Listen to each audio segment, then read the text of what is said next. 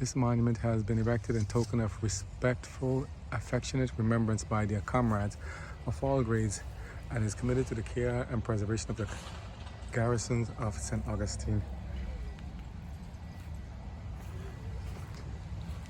These three pyramids cover vaults containing the individually identified remains of the 1468 soldiers of the Florida Indian Wars, 1835 to 1842.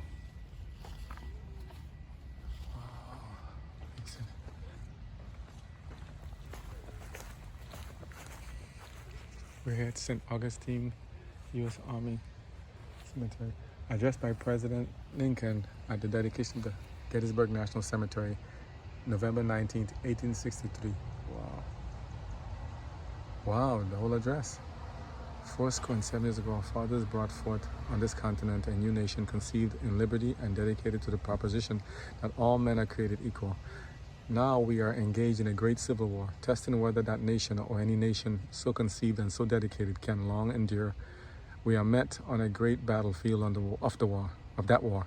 We have come to dedicate a portion of that field as a final resting place for those who here gave their lives that that nation might live. It is altogether fitting and proper that we should do this. But in a larger sense, we cannot dedicate, we cannot consecrate, we cannot hallow this ground. The brave men, living and dead, who struggled here have consecrated it. Far above our poor power to add or detract, the world will little note, no long remember what we say here, but it can never forget what they did here. It is for us, the living, rather, to be dedicated here to the unfinished work which they who fought here have thus far so nobly advanced.